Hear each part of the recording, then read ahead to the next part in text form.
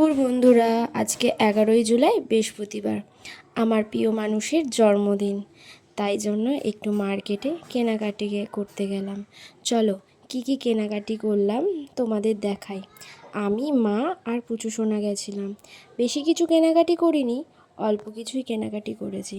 ওর একটা দুটো জামা মানে শার্ট আর হচ্ছে একটা জিন্সের প্যান্ট, সামান্য কিছু।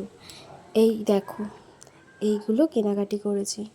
অবশ্যই বলবে কেমন লাগছে আমার প্রিয় মানুষের জন্য। কোনো দিন কোনো কিছু করতে পারিনি, এই 4 বছরের মধ্যে এই প্রথম বছর আমি তার জন্য কিছু করলাম। আর রাত্রির 12টার সময় তাকে একটা সারপ্রাইজ দিয়েছি। এই দেখো, পুরোটাই কিন্তু আমি সাজিয়েছি। কেমন হয়েছে তোমরা জানাবে।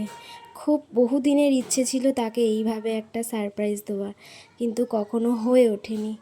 এইবারে হয়ে উঠেছে। তাকে একদম নিজের মতন করে আজ ইচ্ছেটা আমি পূরণ করলাম। দেখো, চোখ বেঁধে নিয়ে আসছি তাকে সারপ্রাইজ দেওয়ার জন্য। এই 4 বছরের মধ্যে একটা বছরও আমি তার জন্মদিন পালন করতে পারিনি।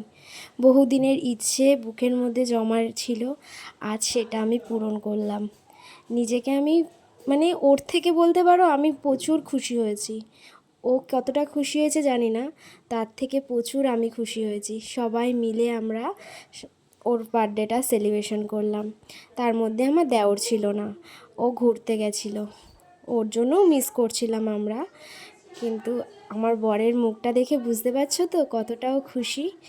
এই মানে এই বিয়ের 4 বছর পর ওকে আমি একটা সারপ্রাইজ দিলাম। মা এখন কোনোদিন হয়ে আশীর্বাদ ওঠেনি। করছে। তোমাদের সাথে এটা দুটো মায়ের ফটো জীবনে শেয়ার খুশির করলাম। দিন।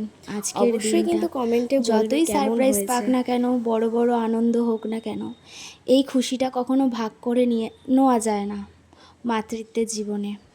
আজকে দুপুরে মেনুতে ছিল বটবটি ভাজা, কুমড়ো ভাজা, বেগুন ভাজা, আলু ভাজা, পটল ভাজা, ডাল, কাতলা মাছের কালিয়া মাথা দিয়ে কি এটা করেছে জানি না, মাটন, চাটনি, পাঁপড়, মিষ্টি আর হচ্ছে দই আর পায়েস। এরপরে একটা জিনিস দেখবে, আমার বরের হাসি মুখটা শুধু দেখো। যেই না করকরে একটা 500 টাকার নোট দেবে, মুখে শুধু হাসিটা দেখো। ওই দেখো, হাসিতে একদম। রাত্রিবেলায় ঘুরতে ঘুরতে দিদিদের সাথে হঠাৎ দেখা।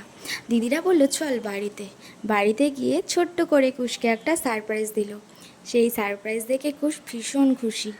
আজকের দিনটা খুব মজা করেই কাটালো।